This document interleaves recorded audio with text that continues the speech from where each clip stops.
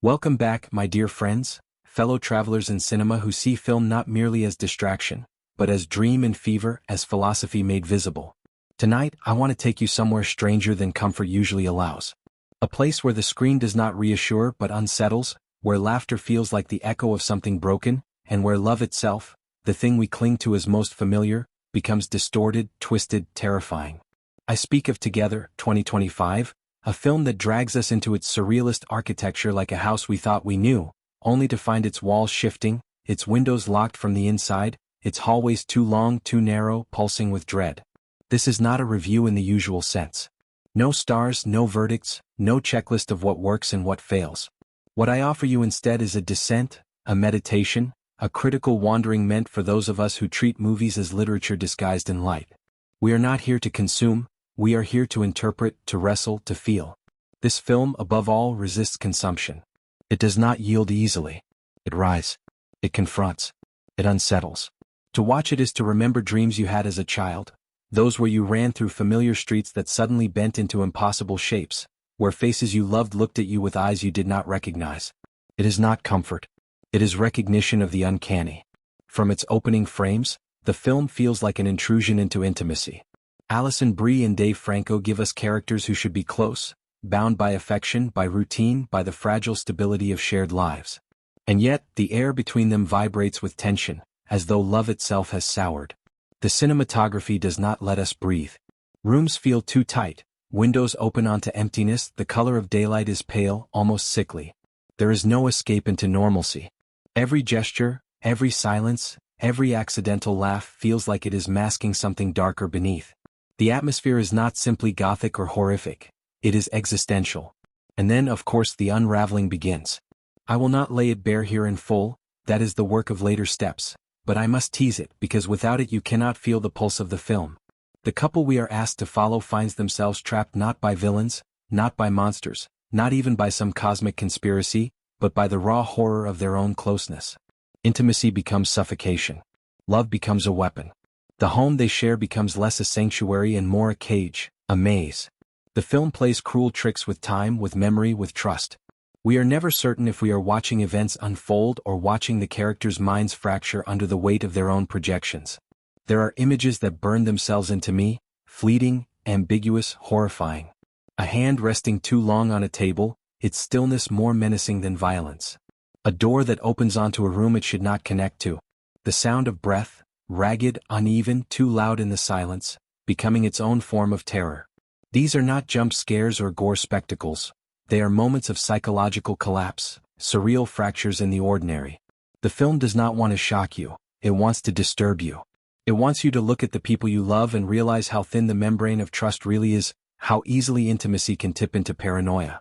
It is tempting, of course, to label this film as horror, or surrealist, or psychological drama. But labels are too clean, too safe. What it really is an experiment in unease. A meditation on how togetherness can dissolve into alienation. A reminder that sometimes the person across the table, the one whose voice you know better than your own, can become the most terrifying stranger. And when the film bends into surreal imagery, images that feel lifted from nightmares rather than scripts, it is not spectacle for its own sake. It is the language of the unconscious, leaking into the everyday. There are hints of influence here, Buñuel's absurdity, Lynch's suburban dread, Bergman's intimate despair. But the film is not imitation. It is its own animal, restless, unkind, strange. Watching it, I found myself remembering arguments I had long buried, moments when love curdled into something I did not recognize, times when silence in a room felt less like peace and more like a threat. The film dredges these memories, holds them up to the light and whispers, "See? You have lived this. You know this. You may not want to admit it, but it has always been inside you." And so, as we step deeper into this journey, through plot, through character, through theme and symbol, I invite you not to sit back comfortably but to lean in even when it hurts. We will unravel the story together, trace its events with care, dissect its characters with tenderness and unease, wander its settings like dream rooms that refuse to stay still. We will listen for the hum beneath the dialogue, the silence beneath the sound.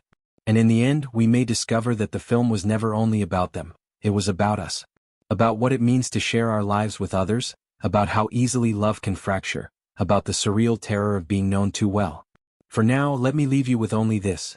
Two people, bound by intimacy, trapped in a house that may or may not be their own, slipping slowly into the nightmare of recognition. The film's title insists on together. But as you will soon see, the greatest horror is not being alone. The greatest horror is being together when togetherness reveals what you cannot bear. It begins quietly, almost innocently, the way a nightmare often begins. So ordinary that you don't realize you've crossed the threshold until you're already lost inside it. A couple sits together in a house that should feel familiar.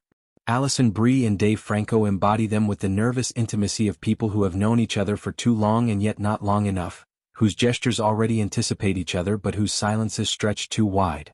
There is no explosion of drama, no dramatic announcement of conflict, only the low hum of unease, the subtle sense that something is wrong but unnameable. The house is alive with absence. Its walls feel too close, the windows strangely opaque, the light oddly pale, as if daylight itself is sickened. They move through these rooms like strangers trespassing in their own lives. He sets a glass on the table and the sound is too loud, startling her. She looks at him, her eyes narrowing, not in anger but in suspicion, as though the very act of drinking water carries menace. The camera lingers too long on these gestures, letting silence pool, letting us feel the heaviness of air between them. This is where the unraveling begins. In the details, in the way love sours not through grand betrayals but through glances that linger too long. Their conversations are fragmented. He begins a sentence, she cuts it off. She asks a question, he hesitates too long before answering. Words, once bridges, now crumble into suspicion. In one scene they sit across from each other at dinner, eating in silence. The sound of chewing is amplified, grotesque. She puts her fork down, slowly, deliberately, as though the weight of it is unbearable. He shifts in his chair. The air is thick with hostility unspoken. And then, just as you expect an outburst, laughter bursts from one of them, sudden, loud, unnatural. The other laughs too, but it is the laughter of fear, not joy. It is the laughter you recognize from dreams, the kind that echoes in empty rooms until it becomes indistinguishable from screaming. As the days pass, the house begins to twist. At first, it is subtle. A door that leads to a room it should not connect to, a window that shows a street unfamiliar. She swears the hallway feels longer than it did yesterday. He insists she is imagining things. But then he, too, notices, the shadows stretching too far, the corners refusing to be illuminated, the way the staircase seems to shift its steps when no one is looking. The home, symbol of intimacy and safety, becomes a maze, a cage, a dream turned malignant. The couple's intimacy corrodes. They attempt affection, a kiss, a touch, but it curdles in the air between them. When she rests her head on his shoulder, his eyes flicker with unease. When he reaches for her hand, she pulls away too quickly, then apologizes too late. The film lingers on these failed gestures, showing us how closeness becomes unbearable when trust begins to rot. Their arguments do not explode, they suffocate. Whispered accusations, long silences, questions answered with questions. You can feel paranoia seeping into the very walls. And then the imagery turns surreal. In one sequence, she dreams of a beach, but when she turns, he is standing knee-deep in the water, staring at her with blank eyes. She wakes, gasping, but the sheets beside her are damp, as though the ocean followed her into the room. In another moment he finds a photograph of them smiling together, but when he looks closer, the faces are smeared, distorted, as if the film itself rejects their image. These moments blur dream and reality, leaving us uncertain if we are watching what is happening or what they fear is happening. The uncertainty itself becomes horror. One of the most unsettling scenes comes when they play a game, perhaps to lighten the mood, perhaps to salvage what remains of their closeness. They sit across from each other, cards in hand. At first it is playful, almost tender. But then the rules dissolve. He insists she is cheating. She insists he is changing the rules as they play. Voices rise, but the argument is less about cards and more about betrayal, about trust that has long since collapsed. At one point, the cards slip from her hand, scattering across the floor. They both stare down at them in silence. The camera lingers, and the sound of the cards settling on the floorboards becomes unbearable, echoing like distant thunder. Time becomes unstable. Days pass without markers. Night bleeds into morning without distinction. They sleep in separate rooms, then in the same room, then on the floor. She swears he left the house for hours, but he insists he never stepped outside. He accuses her of whispering in the night, but she insists she never spoke. Memory fractures, reality bends, intimacy curdles into suspicion. By now, the audience no longer trusts the film's timeline. We, too, are trapped in their dream, unsure of what is real, what is imagined, what is paranoia. There is a sequence where she wanders through the house alone, calling his name. The camera follows her in long, unbroken shots, the silence so heavy it feels suffocating. She opens a door, only to find herself back in the same hallway she left.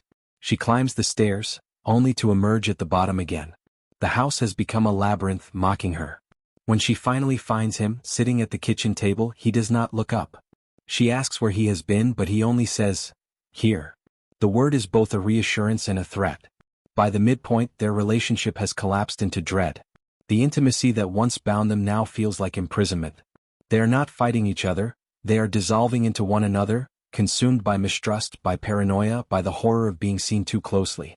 The first half leaves us disoriented, trapped, uncertain whether we are watching a couple in crisis or a nightmare unraveling itself. The only certainty is unease. The unraveling does not slow, it accelerates. By the time we drift into what follows, the couple's home is no longer a house at all but a stage for paranoia, for echoes, for fractured selves. The walls pulse with unease, the shadows seem to move of their own will, and even silence begins to feel alive. What once looked like ordinary intimacy now mutates into horror. The only question left is whether we are witnessing two people turning against each other, or two people dissolving entirely into something unrecognizable. He begins to lose track of her presence. There are scenes where she stands in the doorway, staring at him with eyes too wide, unblinking, and when he finally turns to confront her, she is gone. Later she swears she never left the kitchen. Their memories contradict each other, and slowly their words cease to matter. Every question answered breeds two more. Did you hear that? Were you outside? Who were you talking to? At times, their dialogue feels like interrogation, at others like ritual. Neither trusts the other's reality anymore, and so both begin to disintegrate. Dreams bleed more frequently into waking. He dreams of blood dripping from the ceiling, only to wake and find the floor wet, though the water has no source. She dreams of a door at the end of a hallway she has never seen before, and when she wakes, the door is there. In one scene she opens it to find a room identical to the one she has just left. Same chair, same table, same half-drunk glass of water, but when she looks at him sitting there, he does not look back. He just keeps staring forward as though she is invisible. When she turns, she is back in the hall, the door gone. The atmosphere turns violent, but not in the way of physical blows. The violence is psychological, spiritual. Words are sharper than knives. She accuses him of things he cannot remember. He accuses her of things she never did. At one point, he whispers that she is not really herself, that something else has taken her place. Her silence in response is more horrifying than denial. Later, she tells him she sometimes feels the same about him. What happens when the person you love most becomes a stranger wearing their face? That is the terror of the film, the horror of recognition turned inside out. Time collapses further. The editing grows jagged, scenes bleeding into each other without cause or sequence. Daylight appears in windows though it was night seconds before. They change clothes between shots without explanation. At one point they sit at the table and the plates in front of them are clean, then suddenly filled with food, then empty again, all in the same conversation. We realize the film has abandoned conventional time entirely. We are trapped in a loop, a fever dream with no exit. One of the most haunting sequences arrives when they decide to leave. They pack bags in silence, moving mechanically as though preparing for war. They walk to the front door, turn the knob, and find themselves back in the living room. Again they try. The kitchen door, the back door, even a window, but every exit delivers them back into the same suffocating space. It is as though the house has sealed itself, a prison that mocks them with its familiarity. They scream, they pound on walls, they cry out, but the house absorbs it all, indifferent. The realization lands, there is no escape. As the claustrophobia tightens, so too does the collapse of their bond. Intimacy becomes unbearable. She recoils from his touch, he flinches at her voice. They sleep in corners of the same room, backs turned, as though distance will protect them. Yet when they wake, they are tangled in each other's arms, as though the house itself has forced them together. Love here is no longer comfort.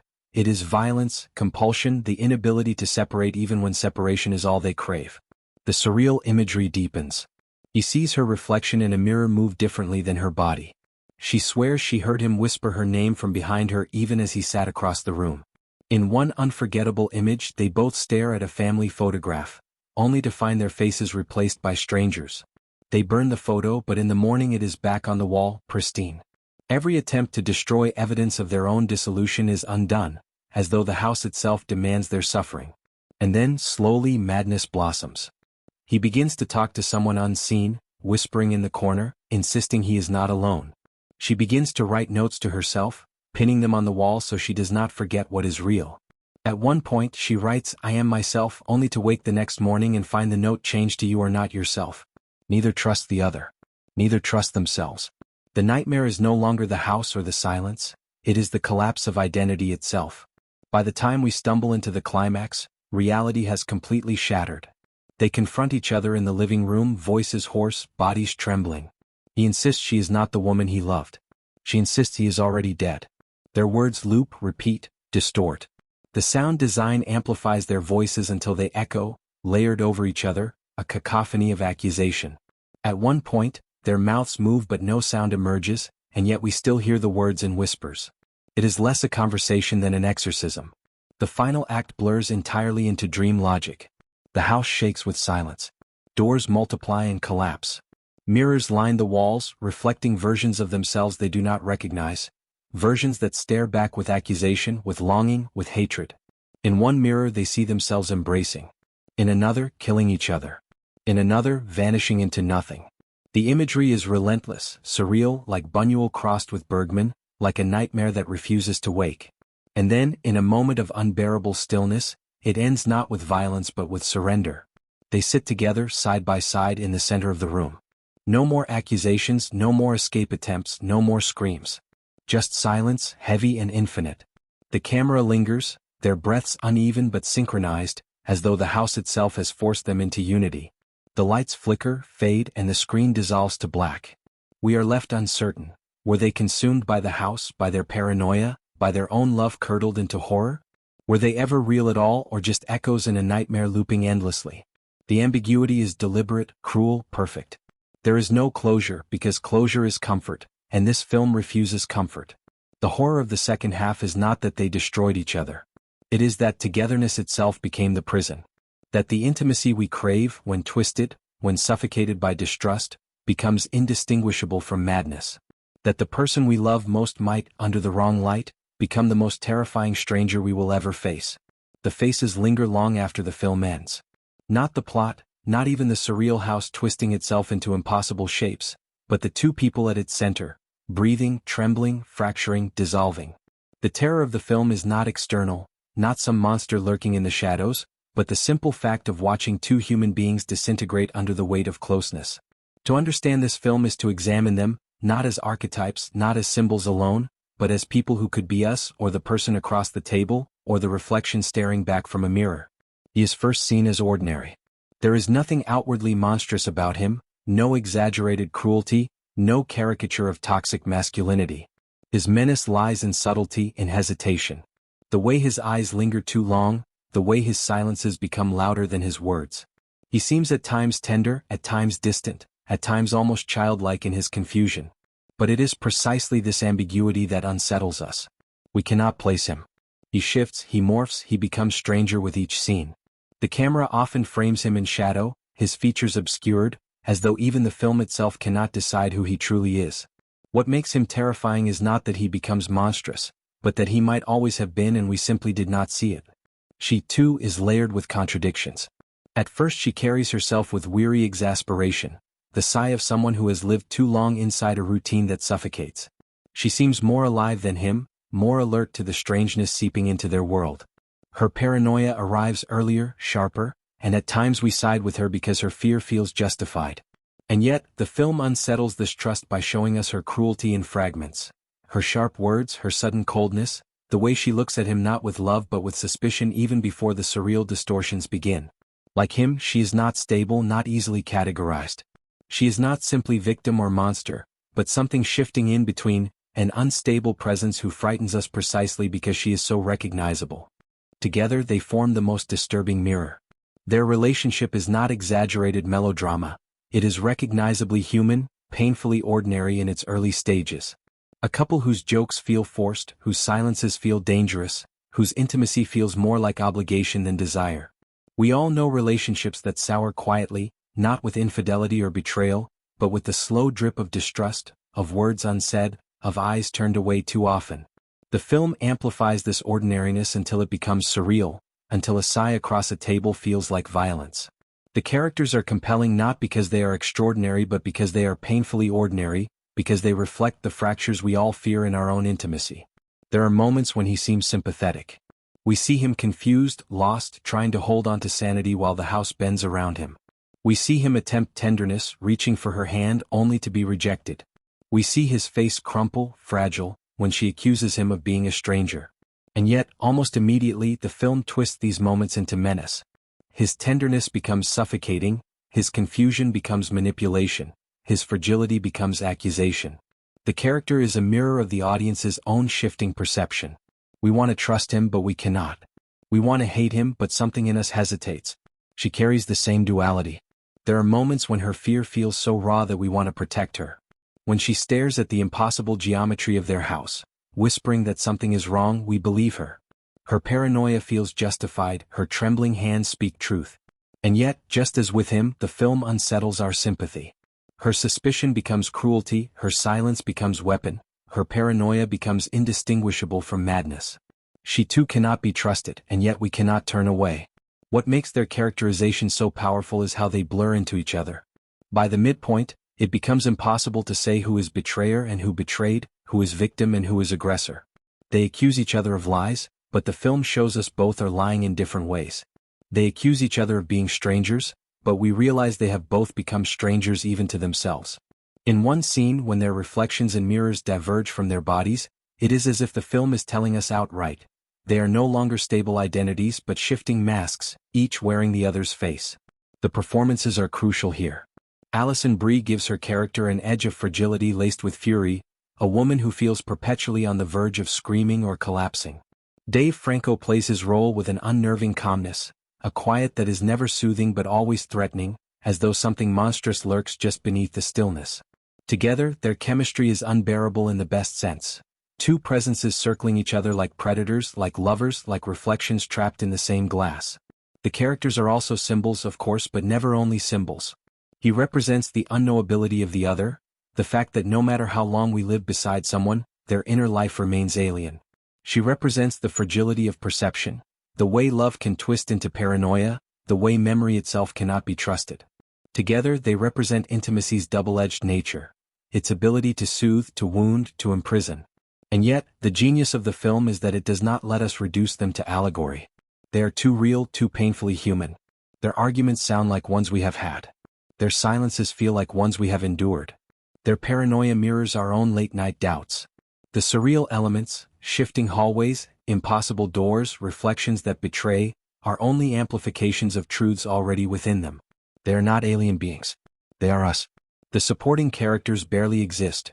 Neighbors glimpsed briefly, voices heard indistinctly. This absence makes the central couple all the more suffocating. They are trapped not only in a house but in each other. The absence of others means we have no perspective, no outsider to trust. We are left only with them and they are left only with each other until the boundaries collapse entirely. What unsettles most is the recognition that neither is fully innocent, neither fully guilty. Both are monstrous, both are fragile, both are victims, both are aggressors. They blur until the distinction ceases to matter. And that, perhaps, is the most terrifying truth, that intimacy is not a story of good and bad, of one harming the other. It is a story of two people dissolving together, unable to separate even when separation might save them. By the end, the characters are no longer individuals in the traditional sense. They are archetypes, symbols, echoes, but still frighteningly human. They are the reflection of what happens when love curdles into distrust, when togetherness becomes suffocation, when the self dissolves into paranoia. Watching them is like staring into a mirror too long. You begin to recognize yourself and then suddenly you do not. The strangest thing about a film like this is how much of its unease seeps not just from the screen but from the way it was made. To understand Together is to realize that the strangeness we feel as viewers also lived inside its production, in decisions, accidents, rehearsals, and moments the cast later described with a kind of nervous laughter, as though even they could not quite believe what they had been part of. The film feels cursed, but not in a sensational sense. Cursed in the quiet way intimacy itself feels cursed when it begins to fracture. One of the first strange facts is how the screenplay itself came to be. It was said to have started not with a plot outline but with a series of dreams. The director kept a journal, scrawling down fragmented images, hallways that looped into themselves, a woman whispering to her own reflection, a man insisting his partner was not herself. From these dreams the film was built, later stitched into a narrative only loosely. That explains its disjointed quality, its refusal to obey traditional storytelling logic. It is not structured like a story but like memory, like nightmare. And in interviews, Alison Brie admitted reading the script felt less like reading a play and more like deciphering a diary written in code. The production itself carried uncanny moments. The house chosen for the setting was not built on a soundstage but an actual property rented for filming. The crew described it as unsettling even before filming began. Doors creaked without explanation, floorboards shifted, the temperature fluctuated strangely in certain rooms. These details are, of course, ordinary in old houses, but in the context of a film about a couple trapped in shifting architecture, they became almost unbearable. One sound engineer confessed that at night he refused to stay in the house alone.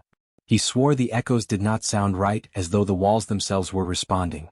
Another curious detail is how method the actors went without intending to. Brie and Franco, married in real life, were asked to play a couple disintegrating, a task that blurred fiction and reality in disquieting ways. In interviews, they both admitted there were days when they carried the tension home with them, unable to shake the paranoia the script demanded. Some crew members whispered that arguments on set sometimes felt too real, as though the film were feeding off their real intimacy. Whether exaggeration or truth, this unease is etched into the film. The realism of their hostility comes not from performance alone but from the eerie overlap of fiction and marriage. There were technical accidents too, the kind that leave fingerprints on the final cut. In one scene the camera was meant to track down a hallway smoothly, but a fault in the equipment caused the shot to jolt, creating a sudden, unnatural lurch. The director kept it, calling it, the house shifting on its own. In another moment, a bulb burst during filming, plunging a room into half-darkness. Instead of cutting, the actors continued, their silhouettes trembling against flickering shadows. The footage was kept and later became one of the film's most haunting images. Strangeness did not disrupt production, it fueled it. The sound design carried its own peculiarities. Much of the film's dread comes from ordinary sounds amplified beyond comfort. The scrape of cutlery, the thud of footsteps, the sound of breath. To capture this, microphones were placed disturbingly close to the actors' bodies, so close that one could hear skin brush against fabric, or saliva shift in mouths. The actors found it invasive, but the results were undeniable. In some scenes the sound of breathing is louder than dialogue, turning intimacy itself into menace. A strange decision, but one that gave the film its suffocating atmosphere. Then there were the dreams that infected the cast. Brie admitted she began to dream of the house, wandering its hallways in her sleep. Franco claimed he once woke certain he was still in character, whispering accusations into the darkness before realizing he was alone. Even crew members described uneasy nights, technicians waking at 3 a.m. convinced they had heard their own names whispered. Rationally, these were stressed dreams, born of long nights and a film so psychologically demanding it seeped into subconscious. But to those making it, it felt stranger, as if the film itself was rewriting their sleep. The editing process revealed its own peculiarities. Hours of footage existed where little seemed to happen. Actors sitting in silence, staring at walls, walking in circles. Much of it was unusable by conventional standards, yet the director insisted on threading fragments into the final cut. These fragments disrupt continuity but enhance unease. At one point, a shot of her walking down a hallway repeats seconds later, almost identical but slightly altered. The editor later confessed that even she sometimes lost track of what was deliberate and what was accident, as though the footage had multiplied of its own will. Perhaps the strangest fact of all is how the film was received during test screenings. Audiences reported physical symptoms: dizziness, nausea, unease. Some walked out not in protest but in panic, muttering they could not breathe. Yet when asked afterward, many admitted they could not stop thinking about it. One critic described the film as less watched than endured, less endured than survived. Another said, "It does not end when the credits roll, it ends when you finally dare to sleep." Rarely has a film provoked such bodily reaction, and this too becomes part of its strangeness. A work of art that functions less like narrative and more like contagion. These facts, dream journals, haunted houses, method marriages, accidents that became symbols, sound design that invades bodies, dreams that spread to cast and crew, footage that multiplied unnaturally, screenings that made audiences ill, could be dismissed as trivia. But together they feel of a piece with the film itself. Together is about intimacy becoming unbearable, about reality itself twisting under pressure. And the strangest fact of all may be this: the film did not only depict those truths. It lived them in its making, in its accidents, in its reception. Its strangeness is not decoration, it is essence. What makes a film like Together endure is not only what it shows us but how it forces us to confront what we'd rather not name. Its events, when traced one by one, may seem almost mundane. Two people arguing in a house, conversations that collapse into silence, rooms that do not stay still. Yet under the critic's eye, these moments expand into allegories, into cultural commentaries, into warnings. The film refuses to be only story, it demands to be interpretation. Every event becomes both literal and symbolic, personal and collective. Take the opening dinner sequence when they eat in silence. To casual eyes it may feel like mere exposition, a simple sign of estrangement. But linger with it and it becomes a meditation on the violence of silence itself. The sound of chewing amplified, the deliberate placement of cutlery, the absence of dialogue, all of it reflects the way intimacy rots not through betrayal but through absence. Critics have long noted that silence in film often screams louder than words, and here it becomes unbearable. The event is not a dinner, it is a ritual of alienation, a performance of closeness that masks disintegration. The first hallway distortion, when she insists the corridor feels longer than before, is another critical turning point. It seems minor, even surreal for its own sake. But from a critical lens, it embodies how domestic life can stretch into monotony, how the ordinary expands until it feels endless. The hallway symbolizes time itself in relationships, repetitive, suffocating, unchanging yet unbearable. Critics of surrealism often remind us that distortion in space is never about architecture. It is about psychology. This moment reveals her growing awareness that their love is no longer moving forward. It is trapped, stretching into infinity.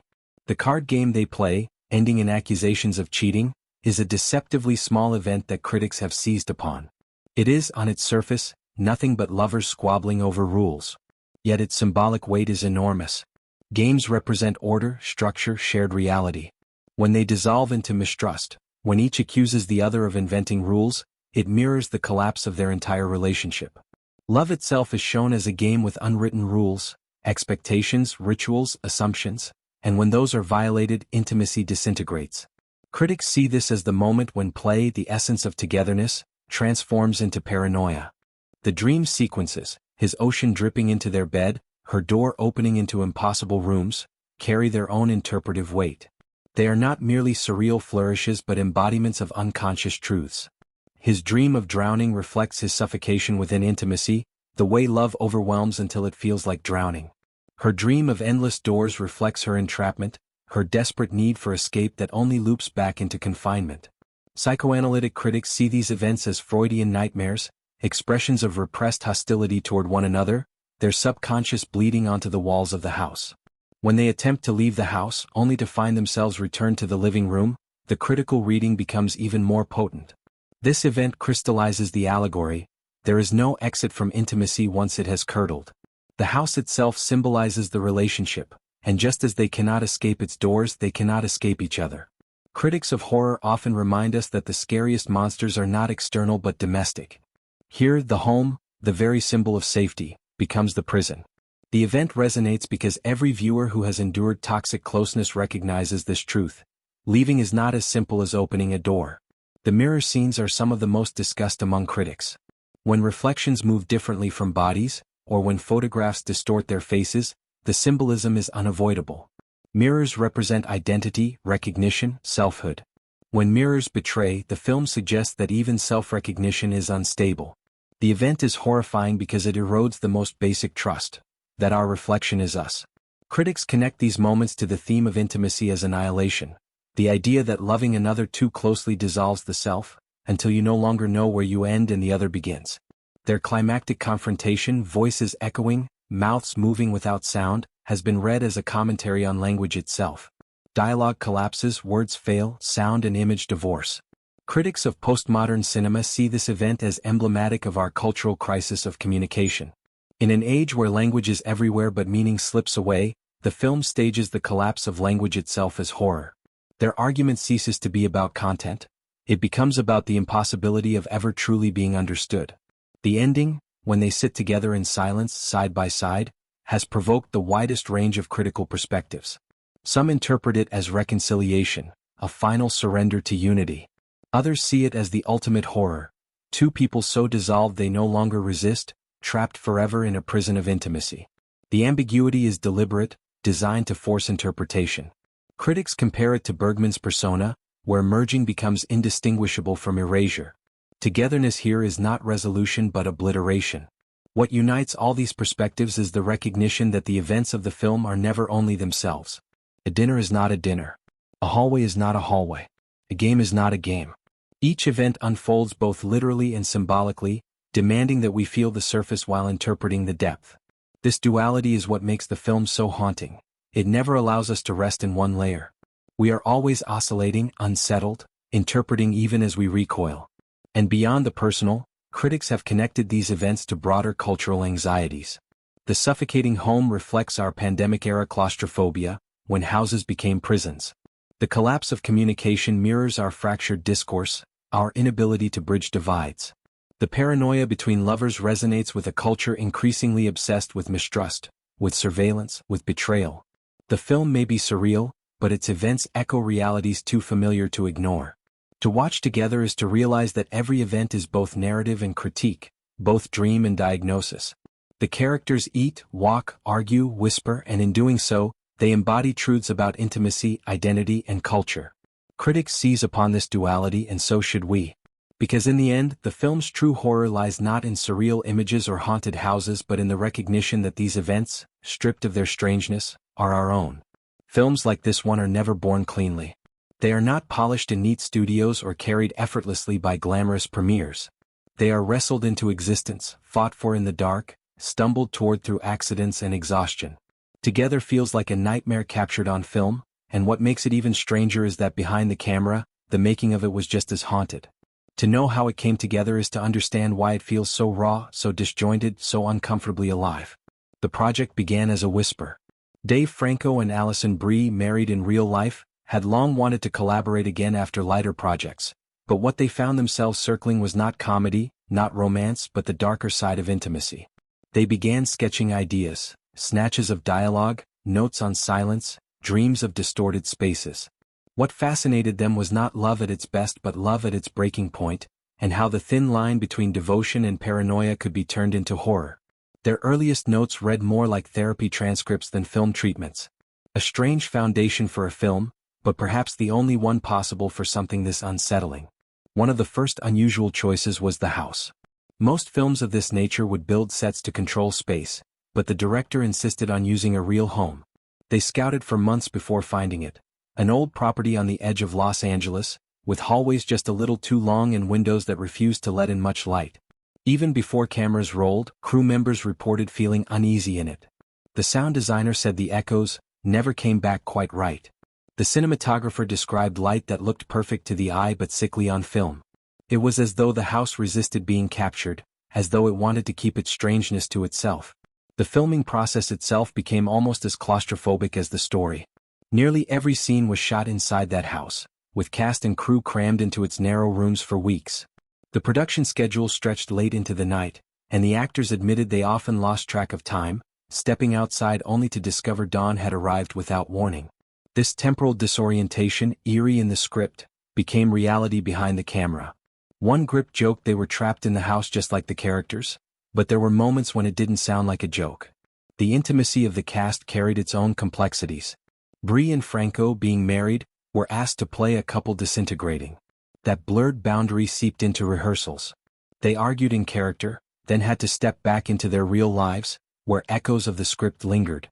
In interviews, they both admitted that some days they carried the paranoia home with them, their dreams twisted by the same imagery the film conjured. Franco said at one point he woke in the middle of the night convinced he was still filming, staring at his wife in the dark and whispering lines he had just delivered hours earlier. Accidents shaped the film as much as intention. In one scene, a camera tracking shot jolted unexpectedly, creating a sudden lurch that made the hallway seem to twist. The director loved it so much he ordered the effect repeated. In another, a power surge caused the lights to flicker during an argument.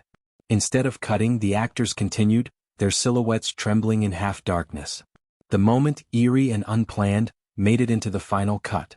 Production folklore says the house itself intervened, inserting strangeness into their work. The sound design process deserves its own story. Much of the film's unease comes from ordinary sounds amplified, breathing, footsteps, cutlery scraping. To achieve this, microphones were placed shockingly close to the actors' bodies, capturing every whisper, every tremor. The actors admitted it felt invasive, like being surveilled. One even joked, "I couldn't breathe without the world hearing it." That invasiveness is exactly what gives the film its suffocating quality. The sense that intimacy is no longer private, that even the smallest sounds betray you. There were rituals too, small traditions the cast and crew invented to survive the heaviness. On Fridays they held what they called sanity dinners, gathering outside the house to eat together, laugh, and remind themselves of normalcy. But even those dinners sometimes collapsed into silence, as if the film had infected their real lives. One crew member described looking around the table one night and realizing no one was speaking, each lost in their own unease, just like the characters they were filming. Editing the film proved equally strange. Hours of footage existed where nothing happened, actors sitting in silence, walking hallways, staring at walls. By conventional logic, much of it should have been discarded. Yet the director insisted on weaving fragments in, repeating images, slightly altering sequences. The editor confessed she sometimes forgot which take she was working on, the footage blending into loops. This decision gave the final film its dreamlike disorientation. It sensed that events repeat without reason, that time itself is unstable. And then there was the reception among those who first saw it. Test audiences reported physical reactions: nausea, dizziness, a sense of suffocation. Some walked out not in anger but in panic.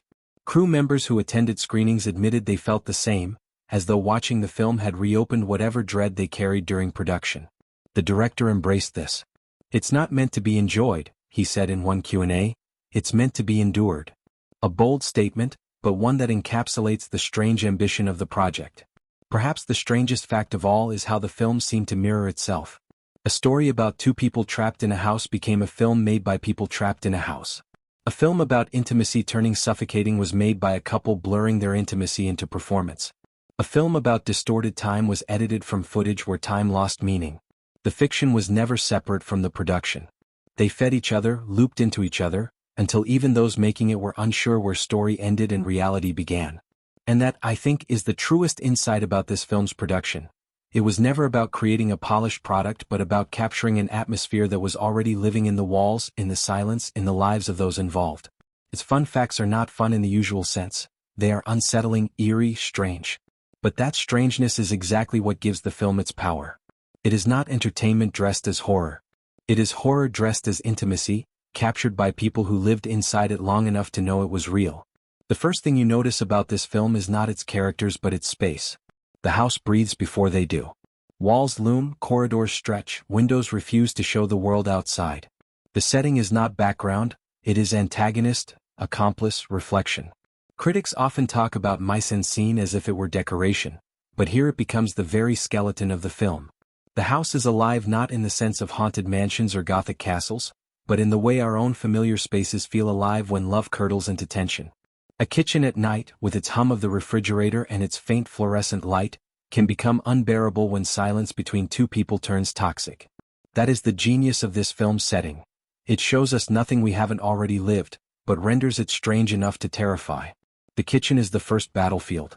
Its surfaces gleam too coldly, its table sits too wide between them, its clinking cutlery becomes percussion in their symphony of suspicion. It is an ordinary room, yet framed in such a way that it becomes suffocating. The light here is harsh, unflattering, turning faces into masks.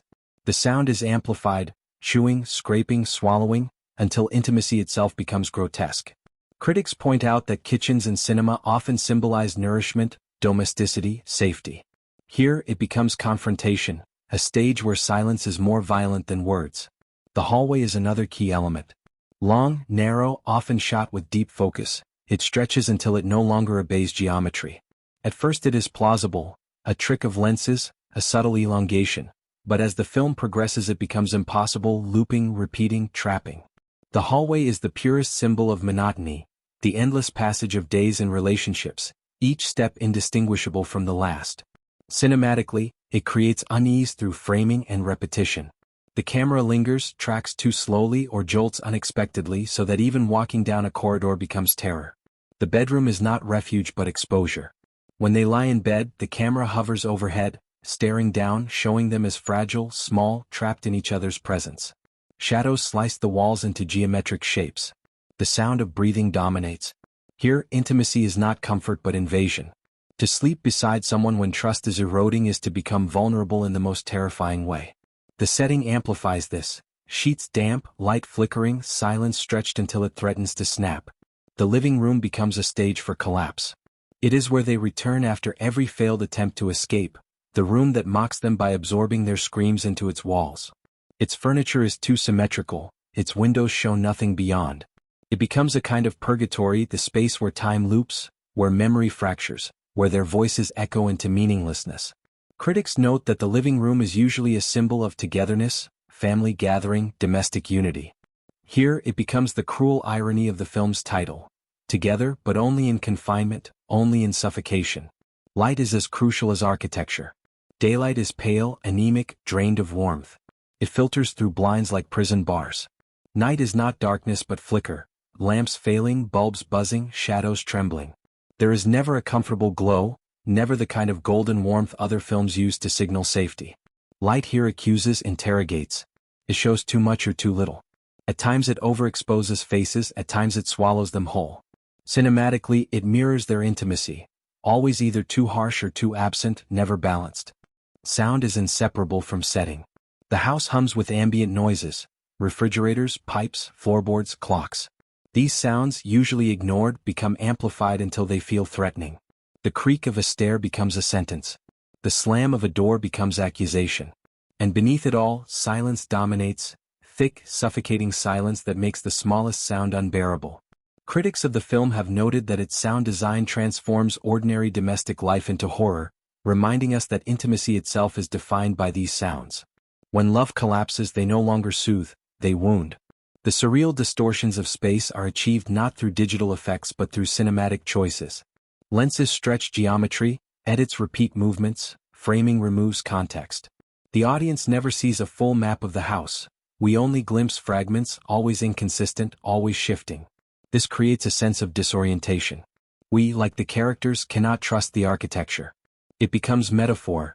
Intimacy itself is architecture that never holds still. Mirrors play a crucial role. Positioned in hallways, bedrooms, even kitchen corners, they do not reflect faithfully. Sometimes reflections lag, sometimes they show gestures not made, sometimes they reveal faces blurred. Cinematically, this is achieved through clever compositing and subtle timing. Symbolically, it is devastating. Mirrors betray selfhood, reminding us that identity within intimacy is always unstable. Critics point out that the film's settings echo traditions in surrealist cinema. Buñuel's distorted rooms, Lynch's suburban dread, Bergman's intimate spaces of collapse, all resonate here. Yet the film never imitates, it translates these traditions into something specific to its time. The claustrophobic house recalls pandemic-era isolation, when homes became prisons. The distorted soundscape recalls our over-mediated lives, where every whisper can be amplified into paranoia. The setting is not abstract, it is contemporary. The cinematic elements, lighting, sound, framing, editing, work together to dissolve the boundary between realism and nightmare. A chair is still a chair, a door still a door, but they are filmed as if hostile. A lamp still glows, but it flickers as if resisting. A hallway still exists, but it stretches beyond geometry. Nothing is alien, everything is too familiar, made strange. This is what makes the setting terrifying. It is our own world, tilted just enough to make us doubt it. By the end, when the house seems to collapse into itself, when doors lead to nowhere, when silence devours dialogue, we realize the setting has not merely hosted the story, it has been the story. The house is their intimacy. Its distortions are their mistrust. Its silence is their collapse. Its refusal to let them leave is the truth of togetherness once love has rotted. There is no easy exit. The cinematic elements do not decorate this truth, they embody it, pressing it into our eyes and ears until we cannot forget. And so, long after the credits, what lingers is not only the faces of the couple but the house itself. The hallway that looped, the mirror that betrayed, the silence that accused, the flickering light, the sound of breath too loud in the dark. We remember these settings because they are our own. Our kitchens, our bedrooms, our living rooms, all are capable of turning strange when love breaks. This is the terror of the film. It shows us nothing we have not already seen, but forces us to see it as though for the first time. When we speak of films, we often forget that what unfolds on screen is only half the story. The other half lives in the bodies and minds of those who made it. The long nights, the tension between takes, the strange accidents that leave fingerprints on the final cut.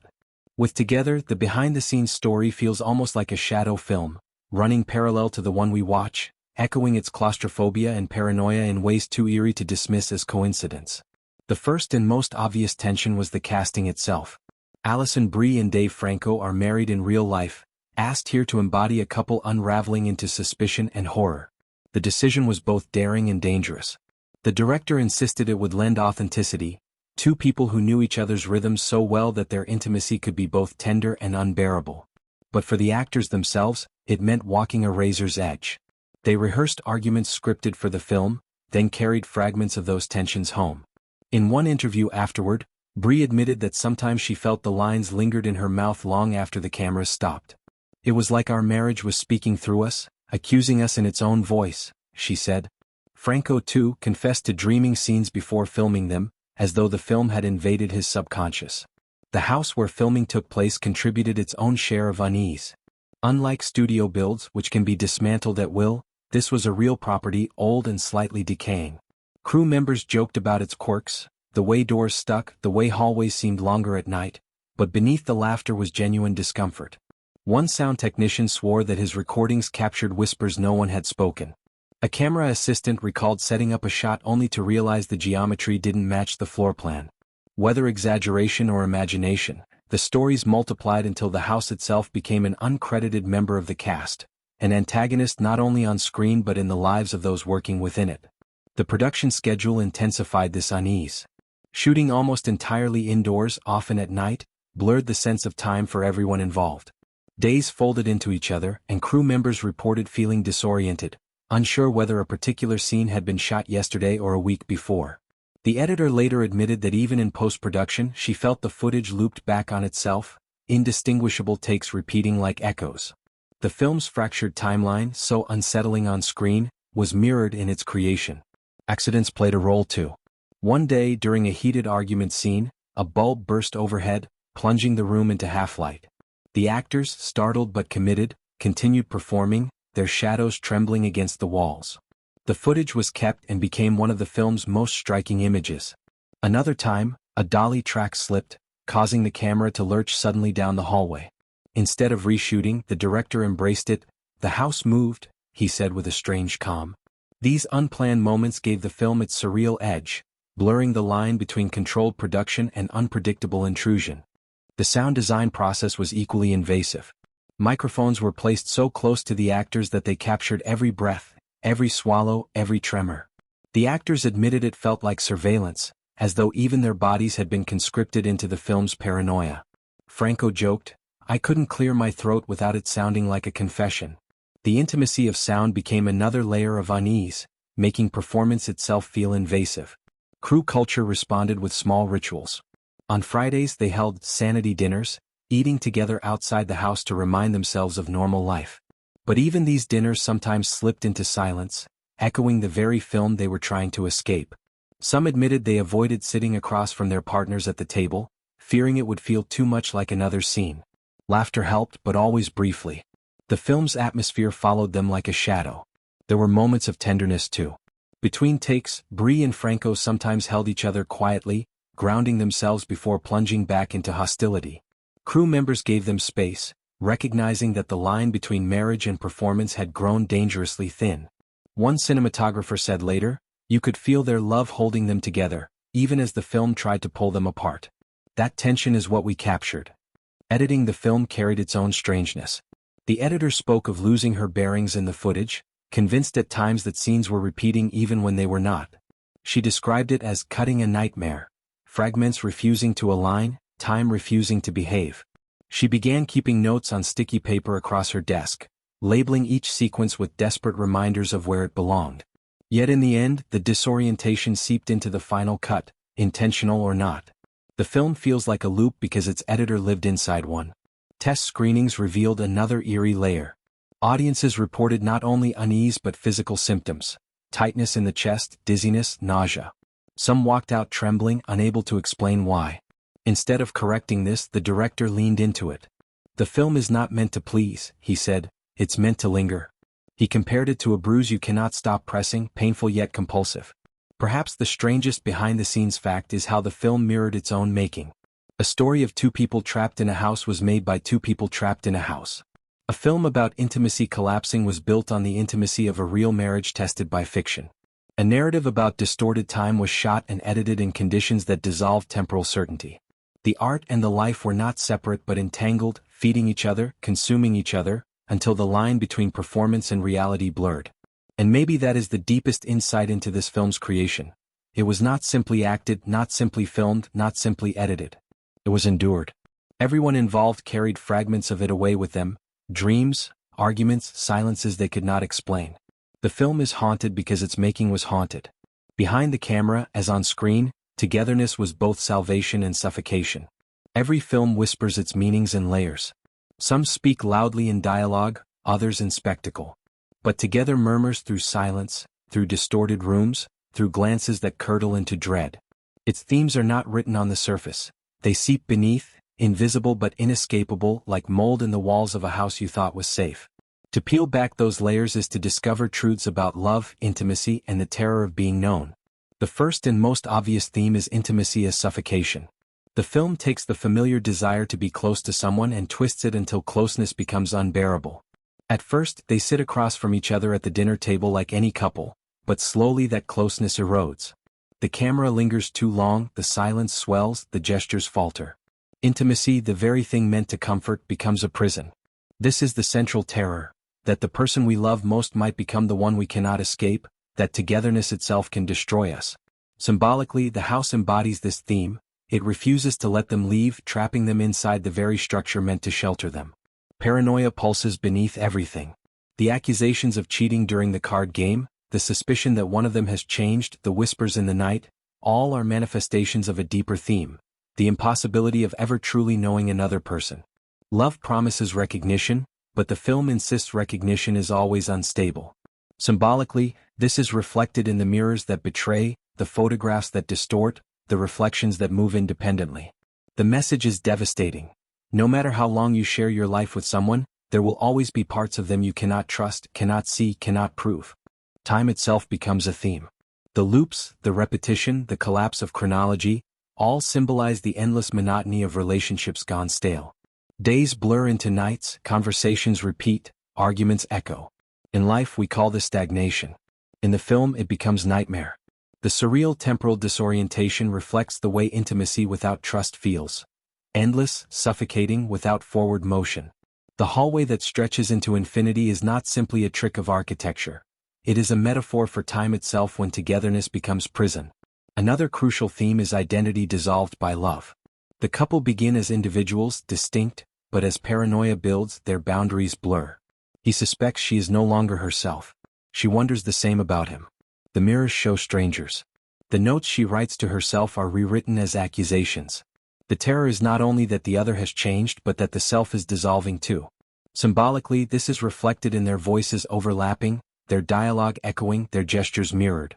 The theme insists, intimacy erodes identity until both are lost in confusion.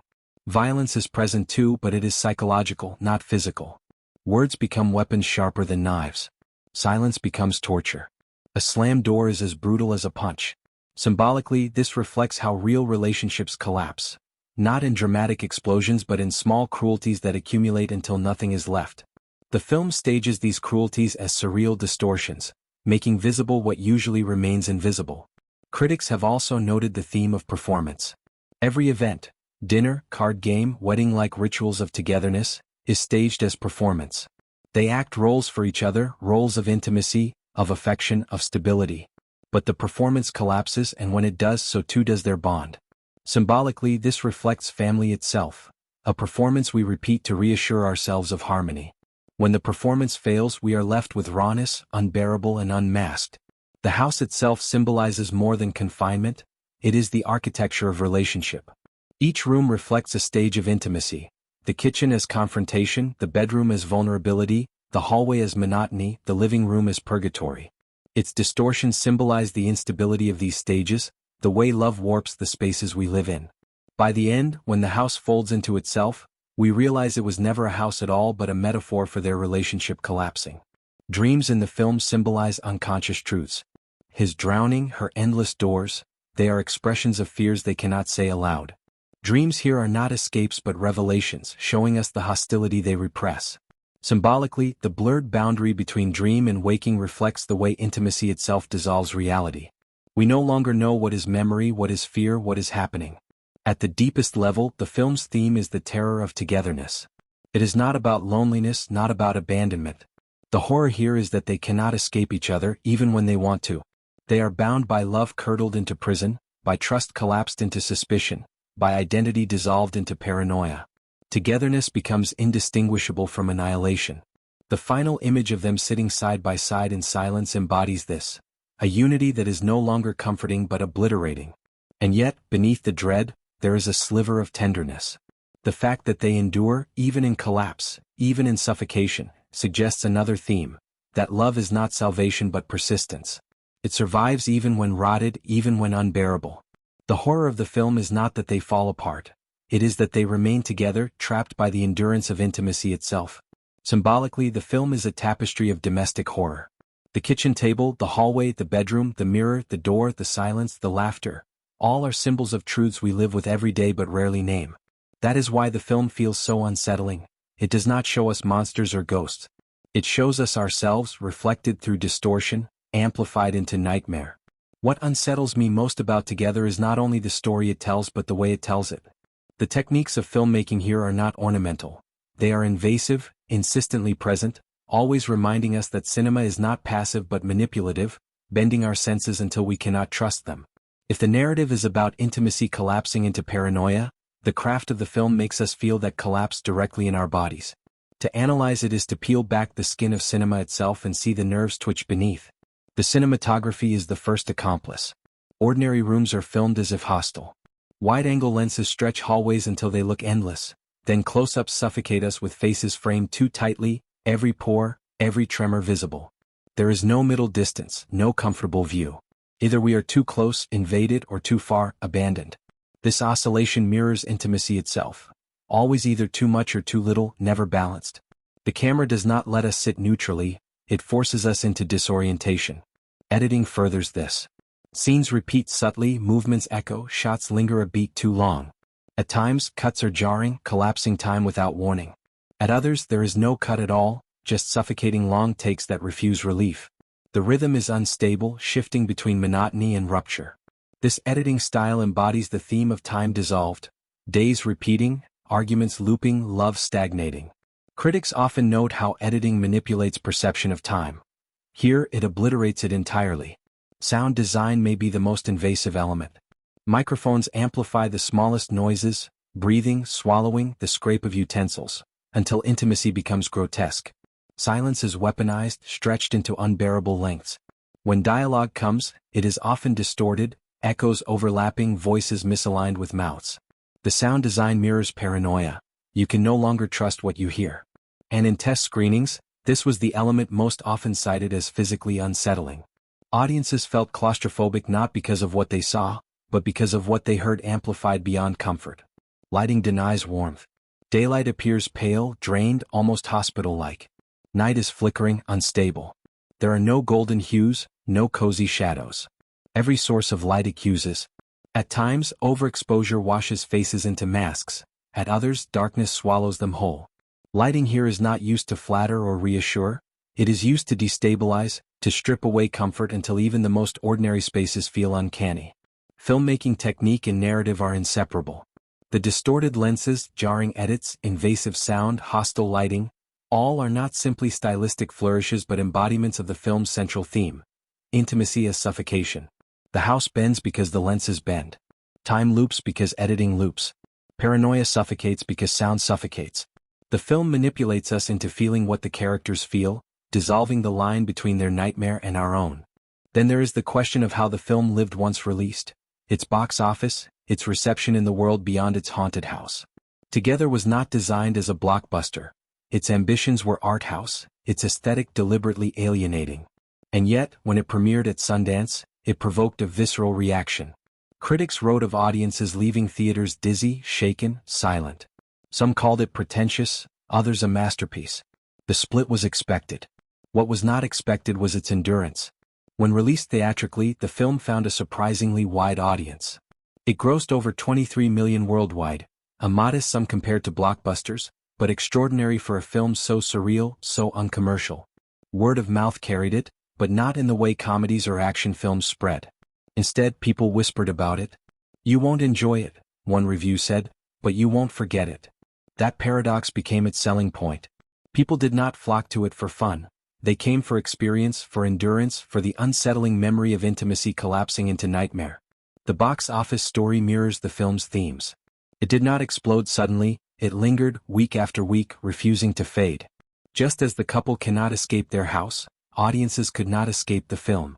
It clung, haunted, whispered in the dark. Its profitability proved something rare, that even in a landscape dominated by spectacle, there is hunger for discomfort, for films that do not reassure but disturb. Streaming later expanded its reach. On digital platforms, it became a cult obsession, dissected in forums, analyzed in think pieces, whispered about as that film you should only watch once, but will want to discuss forever. Critics hailed it as proof that surrealist horror still has an audience, that people still crave the uncanny. Detractors dismissed it as art house indulgence, but even they could not deny its power. The box office performance, modest yet enduring, reflects its craft. This is not a film that dazzles immediately, it seeps, lingers, unsettles. Its financial success is not measured in billions but in endurance, in the fact that it became conversation, provocation, experience. That is a kind of success blockbusters rarely achieve. And so, when we step back, we see the dual truth: filmmaking techniques that manipulate us until we cannot trust our own senses, and a box office trajectory that proves audiences, at least some of them, crave that manipulation. The film is not for everyone, it was never meant to be. But for those who entered its house, endured its silence, its distortion, its suffocation, it became unforgettable. Cinema is not only about spectacle or story, it is about how craft and audience intersect, how techniques shape not only what we see but what we feel, and how the world responds to that manipulation. Together succeeded because it dared to be unpleasant, and audiences dared to endure. That is its technique. That is its production. That is its legacy. When a film lingers this way, when it bruises instead of entertains, much of the credit belongs not only to its script or its techniques but to the people who embody it, the actors who lend their own bodies and voices to the nightmare. Together is not a film of sprawling ensembles or colorful side characters. It lives almost entirely on the shoulders of two people, Alison Brie and Dave Franco, and the way their real marriage bleeds into the fiction of their collapsing intimacy. Their casting was always going to be a gamble. What no one could predict was how eerily their real chemistry would become both the film's tenderness and its horror. Brie spoke in interviews about how reading the script felt like looking into a distorted mirror. She said, "I saw arguments we'd had, silences we'd endured, but twisted into something darker." Her performance carries that recognition. She plays fear with startling subtlety, wide eyes, a hand trembling on the edge of a table, but beneath the fear is fury, and beneath the fury is love. Critics praised her for layering contradictions: victim and aggressor, fragile and cruel, tender and suspicious. She does not play a horror archetype, she plays a woman we recognize, which is precisely what makes her terrifying. Franco, usually associated with lighter or more playful roles, turns toward menace here, but not in the obvious way. His performance is quiet, restrained, his calmness more threatening than outbursts could ever be. He plays silence like an instrument. His stillness unnerves because it could at any moment dissolve into tenderness or into cruelty. In interviews he admitted it was difficult to separate performance from life. "I'd find myself whispering accusations in the dark, still in character," he confessed. That blurring haunts his performance. Watching him, we never know if we are seeing a man in control or a man unraveling, and that ambiguity becomes unbearable. The chemistry between them is the film's pulse. Married in real life, they know each other's rhythms too well, and the film weaponizes that familiarity. Their bickering feels lived, their silence is too convincing. Even their failed gestures, reaching for a hand and pulling away, carry the authenticity of real history. Critics noted that their marriage made the film riskier, because the performance of collapse might bleed into reality. And Brie herself admitted that sometimes it did. "There were days I wasn't sure if we were acting or if we were fighting," she said. That rawness is what gives the film its edge. Supporting players barely appear, and that absence is deliberate. This is a two-person play stretched into surreal nightmare. The absence of outsiders makes the intimacy unbearable, claustrophobic. Even when others are mentioned, they never feel real. The couple exist only in relation to each other, feeding on each other, destroying each other. And the actor's commitment to this isolation, living inside it for weeks of shooting, makes the performances feel almost possessed. Audience response reflected this intensity. At Sundance, the film provoked polarized reactions. Some viewers left shaken, silent, unable to articulate what they had seen. Others walked out, not in protest but in panic, muttering they couldn't breathe. Critics were divided. Some called it pretentious, indulgent. Others hailed it as a masterpiece of surrealist horror. But even those who disliked it admitted they couldn't forget it. One review read, "I hated every second. And I can't stop thinking about it." That paradox became the film's identity. In wider release, audiences responded with quieter awe. People didn't recommend it casually, they whispered about it. Reviews online carried confessions rather than ratings. "It reminded me of the fight I never resolved with my husband," one viewer wrote. Another said, "I couldn't finish it. I kept seeing myself in it." These reactions reveal that the film's horror is not spectacle but recognition. It terrifies because it shows us something we've lived. Brie and Franco themselves reflected on these reactions with humility. "It wasn't meant to be fun," Brie said. "It was meant to be honest." Franco added, "We wanted people to feel what it's like when intimacy collapses. If they walked out, maybe that means we succeeded." Their interviews reveal the strange pride of artists who know they've made something uncomfortable but necessary. Critics praised the performances almost unanimously. One called Brie's work a symphony of suspicion. Another described Franco as weaponizing calmness. The New York Times review compared their dynamic to Bergman's Scenes from a Marriage but through the lens of surreal horror. Audiences echoed this, often noting that what unsettled them most was not the surreal imagery but the authenticity of the acting. And perhaps that is the ultimate insight, that a film so strange, so surreal, so dreamlike rests entirely on two very human performances. Without Brie and Franco, without their willingness to bleed reality into fiction, the film would have collapsed. With them, it becomes unbearable in the best way. And audiences, critics, even those who hated it, recognized that truth. This is not a film you watch for plot or spectacle. You watch it to endure two people dissolving before your eyes, played by two people who risked dissolving themselves. Every film ends but some refuse to release you. Together is one of those films. Its credits roll, its screen goes black, yet the silence it leaves behind feels heavier than the images that preceded it. You rise from your chair, step back into your own rooms, your own familiar hallways, but something has shifted.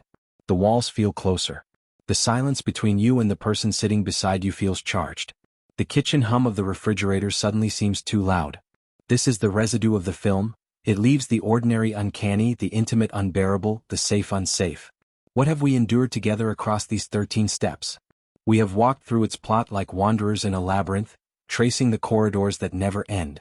We have sat with its characters, fragile and cruel, tender and suspicious, their intimacy curdling into paranoia. We have examined its events critically, realizing that every dinner, every card game, every whispered accusation is both literal and allegorical. We have peeled back its themes: intimacy as suffocation, paranoia as inevitability, love as erasure. We have dwelled in its house, its light, its silence, its mirrors. We have heard the stories of its making: accidents kept, dreams invading sleep, a marriage tested by performance.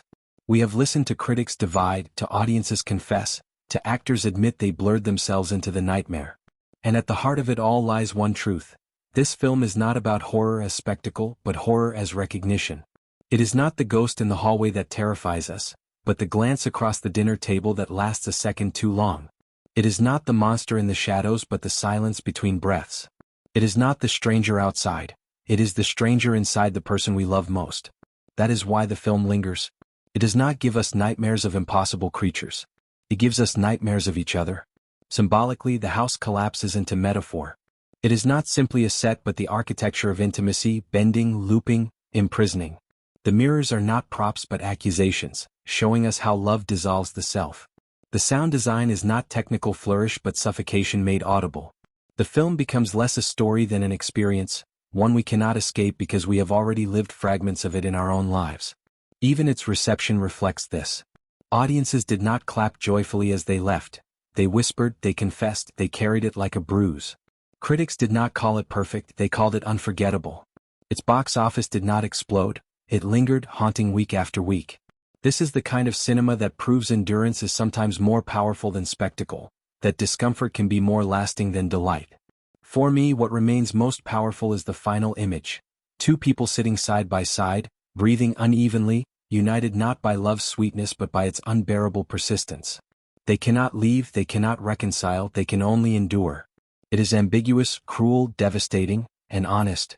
Because sometimes the most terrifying truth is not loneliness but togetherness. Sometimes the nightmare is not being abandoned but being seen too closely. So where does this leave us?